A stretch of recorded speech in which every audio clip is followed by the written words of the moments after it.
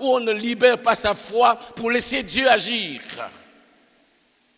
Donc quand on dit Jésus est le même hier, aujourd'hui, éternellement, les gens sont froids, est-ce que vraiment ça fait la même chose? Mais vous allez commencer à le vivre ici et nous allons le vivre de plus en plus jusqu'à ce que toute la ville sache que en ce lieu, le jour du sabbat est un lieu est un jour de délivrance, de guérison et de restauration parce que le Jésus que nous prêchons, il est mort il y a 2000 ans, mais il est ressuscité. Il est assis à la droite du Père. Il a bien dit, celui qui croit en moi fera lui aussi les œuvres que je fais et il en fera de plus grandes.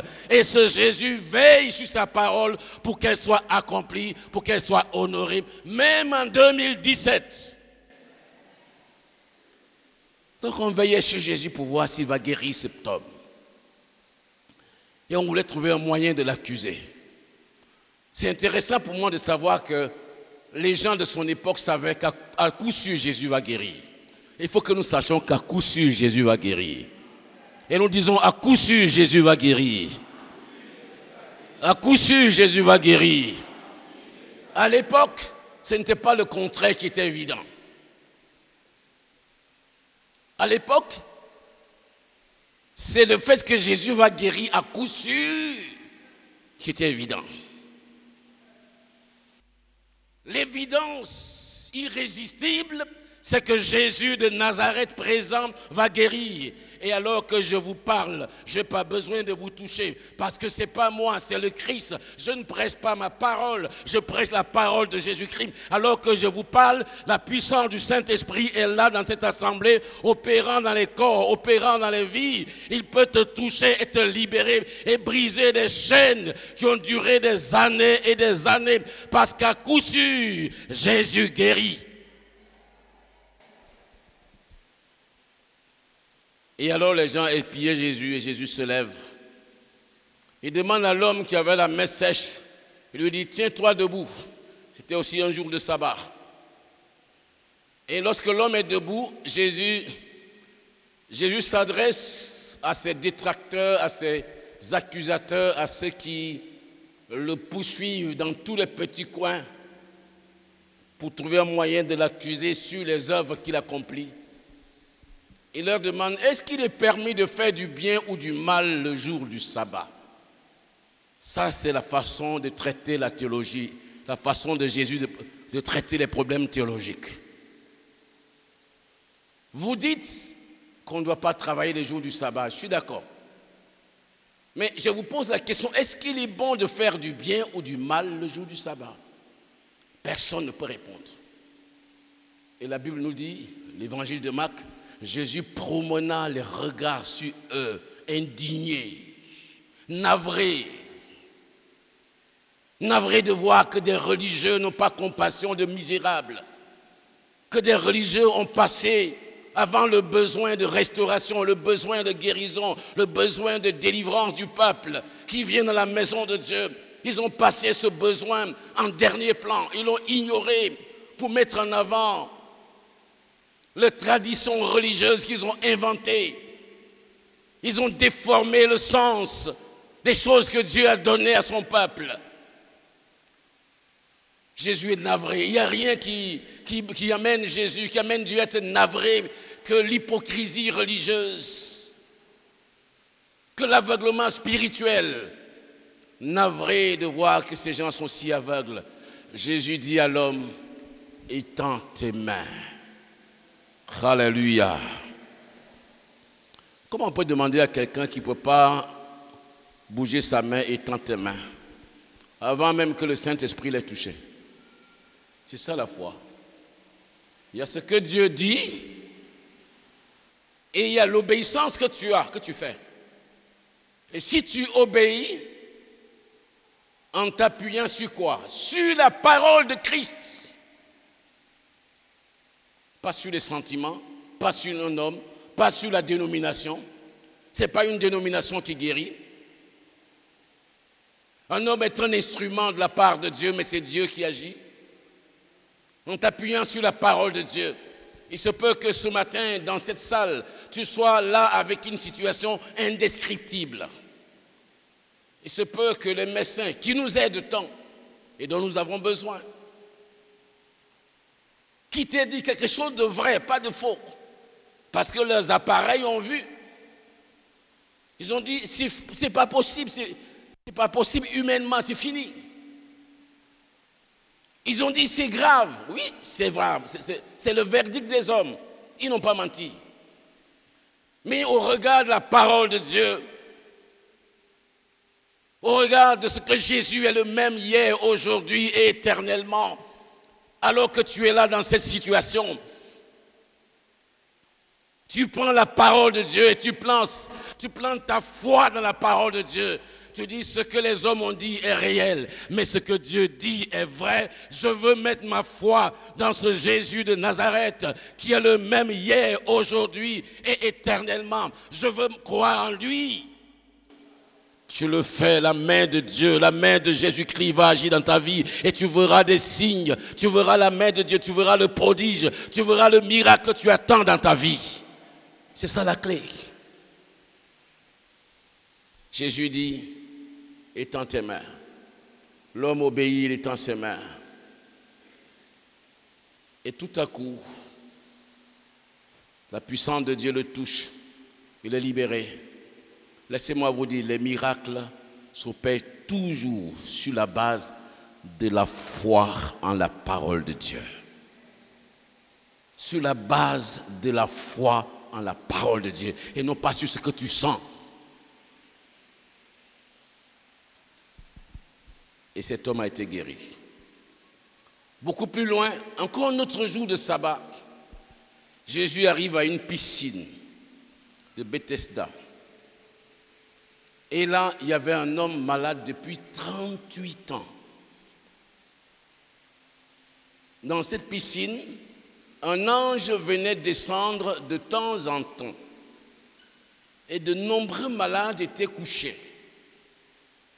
Et le fait est que quand l'ange descend et secoue l'eau, c'est ce qui est écrit dans l'évangile de Jean, le malade qui se dépêche, qui se plonge le premier dans la piscine, est lui qui est guéri. Et il y avait là un paralytique qui est là depuis 38 ans. Pouvez-vous imaginer quelqu'un qui depuis 38 ans souffre d'un mal et qui vit dans l'attente et qui voit les autres recevoir et qui doit rester là comme ça? Sa vie est gâchée. Et un matin qui ressemble à ce matin. Alléluia. Un matin qui ressemble à ce dimanche 5 février 2017. Jésus arrive auprès de la piscine. Peut-être que toi aussi tu es auprès de la piscine. Et ce matin, Jésus est au bord de ta piscine. Jésus est au bord de ta piscine. Peut-être que ça ne fait pas 38 ans pour toi, ça fait peut-être 10 ans, ça fait 5 ans, ça fait 3 mois. Quel que soit le nombre de jours ou de semaines ou d'années, la souffrance est toujours difficile à porter. Il y en a parmi vous qui luttent avec des souffrances depuis longtemps. Mais ce matin, j'aimerais te dire, Jésus est arrivé à la piscine. Jésus est arrivé à la piscine. Est-ce que tu le crois? Est-ce que tu crois ce matin que Jésus est arrivé à la piscine? Jésus est arrivé à la piscine. Il n'y a pas de piscine ici, mais Jésus est arrivé à ta piscine ce matin. Et Jésus le regarde et lui dit, veux-tu être guéri? Et l'homme dit, Seigneur, je n'ai personne. Les autres ont quelqu'un, moi je n'ai personne pour me jeter dans l'eau quand l'eau est agitée. Et quand je me démerde, quand je m'efforce d'y arriver, c'est déjà trop tard, quelqu'un est déjà descendu avant. C'est juste une personne, la première personne qui descend qui guérit. Mais avec Jésus, ce n'est pas juste une personne. Avec Jésus, celui qui croit, quiconque vient à lui, qu'il soit du nord, qu'il soit du sud, qu'il soit de l'ouest, d'où qu'il soit pauvre, qu'il soit riche, qu'il n'ait personne. Quiconque c'est toi ce matin, quiconque croit en lui, quiconque a foi en lui, avec Jésus recevra la délivrance, recevra la guérison, recevra le salut. J'ai entendu des personnes souvent raconter, mon problème est ceci, mon problème est cela, mon problème est long, mon grand-père, ma grand-mère, mes aïeuls, on m'a attaché dans l'arbre, on m'a attaché dans les montagnes, on m'a attaché sous l'eau. Ça n'a aucune importance. Jésus est le même hier, aujourd'hui et éternellement. Il peut te faire sortir de là parce qu'il est le même. Parce que tout est possible à Dieu et à celui qui croit en Dieu. Et que Dieu veille sur sa parole. La parole que tu entends maintenant contient elle-même la semence de la guérison. La guérison dont tu as besoin. La semence est dans cette parole. Alors que tu l'écoutes, la puissance du Saint-Esprit est dans cette parole en train d'agir. Je ne vais pas aller chercher la guérison au ciel pour toi. Elle est déjà là. S'il s'agissait d'aller chercher la guérison au ciel, je ne la prêcherai pas. Je n'ai pas de moyen d'aller chercher la guérison au ciel. S'il fallait être puissant pour guérir un malade, je ne prêcherai pas de guérison. Je ne suis pas humainement, moi, puissant pour guérir un malade, mais je prêche un Jésus-Christ qui est le même hier, aujourd'hui et éternellement, qui lui est puissant pour guérir les malades. Mon ami, tu penses que ton problème est tellement grave. Tu penses que ça date de tellement loin. Tu penses que c'est tellement compliqué. Nous parlons souvent avec des gens et ils mettent tellement en évidence leurs problèmes.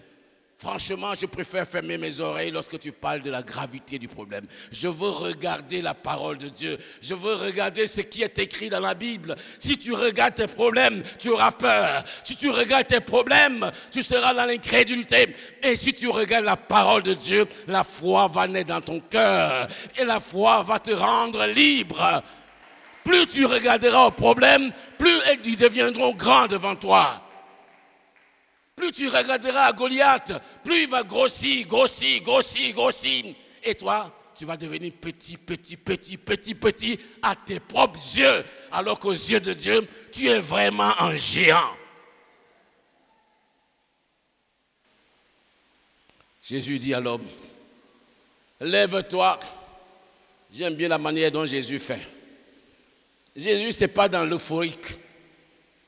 Souvent, on pense que Dieu agit toujours forcément dans l'euphorique, dans l'émotionnel. Et que s'il n'y a pas l'émotionnel, Dieu n'est pas là. Non. Ça arrive quand le Saint-Esprit agit, il y a des signes, il y a des manifestations, les gens tremblent, ça tombe, c'est électrique. Ça arrive aussi que Jésus fait des opérations en douceur. Et ce matin, il est en train de faire des opérations en douceur. Et dans les semaines qui viennent, on va avoir des témoignages ici. Des témoignages de guérison extraordinaires. Tu verras que le mal a disparu. Tu verras que le kyste a disparu. Tu verras que la maladie a disparu. Tu verras que tout a disparu. Un matin, tu verras les symptômes ont disparu. Tu vas dire, mais je ne sens plus cela. Un jour, 2 jours, 1 semaine, 1 mois. Tu ne verras plus jamais ces géants. Tu seras devenu un homme libre, une femme libre. Laisse-moi te dire, mon frère, Jésus va te guérir et il veut te guérir. Il dit à l'homme, lève-toi, prends ton lit, va à la maison. Il n'a même pas imposé les mains. Que se passerait-il si Jésus te dit ce matin, lève-toi, prends ton lit, va à la maison. Vous savez, je parle moins, je fais moins les témoignages de ce que j'ai pu voir, parce qu'il y a beaucoup de choses que je n'ai pas encore vues et que je voudrais bien voir. Durant l'année 1997, je me suis retrouvé à Bangui avec une équipe apostolique, invité pour une grande conférence avec des croisades tous les soirs. Et tous les soirs, dans tous les quartiers, il y avait une croisade. Cette nuit, je me retrouve dans le stade d'une école, un grand stade, qui fait peut-être la cour, l'espace de cette église, plus la cour. Et puis, les gens sont là, réunis, rassemblés. Et je mets à prêcher. La foule est là. Je me rappelle bien encore, l'estrade était bien haut. Et à gauche de l'estrade, il y avait des malades. Et il y avait un homme totalement paralysé. Il devrait avoir 45 ans au moins. Et puis, tout à coup, mon regard se tourne vers lui. Je reçois dans mon cœur la foi, surtout la parole du Seigneur qui me dit, dis-lui, lève-toi et marche. Je le regarde et puis je lui dis, lève-toi et marche. Je ne sentais rien d'extraordinaire. Il n'y avait pas d'éclairs qui tombaient du ciel. Il n'y avait pas d'arc-en-ciel dans cet endroit. Dieu n'a pas besoin de ça forcément. Quand il construit un enfant dans le sein de la mère, il n'y a pas de transe, il n'y a pas d'arc-en-ciel, il n'y a pas d'éclair, il n'y a pas de bruit, mais il conçoit l'enfant dans le sein de la mère tout tranquillement. Et l'enfant, il pousse et il grandit. Il peut faire des choses extraordinaires de manière naturelle. Quand la semence est entrée dans la terre, vous semez du maïs, du riz dans un champ. Combien de milliers de plantes qui poussent? C'est un miracle quand une plante pousse dans le sol. Mais le sol est tranquille, tout est paisible, tout est doux. Et un matin, vous voyez la vie qui pousse sur tout le champ. Dieu est capable de faire pousser la vie dans votre corps. Il est capable de faire disparaître la maladie sans bruit, sans signal extérieur. Il est capable de le faire. Les effets seront là. La Bible dit, l'œuvre de l'Esprit de Dieu est comme quand le vent souffle. Tu entends le bruit, mais tu ne sais d'où vient, où il va. Au moment où je vous parle, le Saint-Esprit est à l'œuvre dans les corps. On va faire une petite prière tout à l'heure. Pas une longue, une petite, mais la prière de la foi qui guérit le malade. Alléluia. Alors tout à coup, cet homme-là se lève. Et se lève. Il commence à monter les escaliers, s'il vous plaît. Ces escaliers en bois, le podium. Il commence à grimper avec quelques difficultés, mais imaginez quelqu'un qui est venu transporter, déposer. Il monte sur l'estrade. Vous voyez, toute la foule est dans la joie, l'allégresse. Le temps qu'on finit le témoignage, l'espace est devenu noir de monde. Les gens brandissent des maladies. Oh mon Dieu, je suis fatigué.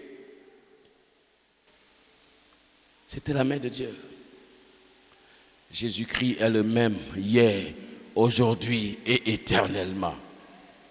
Il dit à l'homme, prends ton lit, va à la maison. Je vous dis ça pour que vous sachiez qu'on n'a pas besoin forcément de transe pour que les gens guérissent. Il guérit toujours. Si ça vient avec des transes, ça va. On accepte. Si le diable veut sortir en faisant un peu de bruit, on le lui permet, puis il sort. Mais si le roi des rois veut faire une opération en douceur, sans bruit, dans le silence, il peut le faire pendant que vous m'écoutez. Et je suis certain, pendant que je vous parle, j'ai foi en la parole de Dieu. J'ai foi que Jésus est le même hier, aujourd'hui, éternellement. Je suis certain que pendant que je vous annonce la parole de Dieu, des maladies disparaissent des corps, des souffrances disparaissent des corps, des liens sont brisés, des chaînes sont brisées, des malédictions sont brisées. Que tu le sentes ou pas, l'œuvre de Dieu se produit dans ta vie.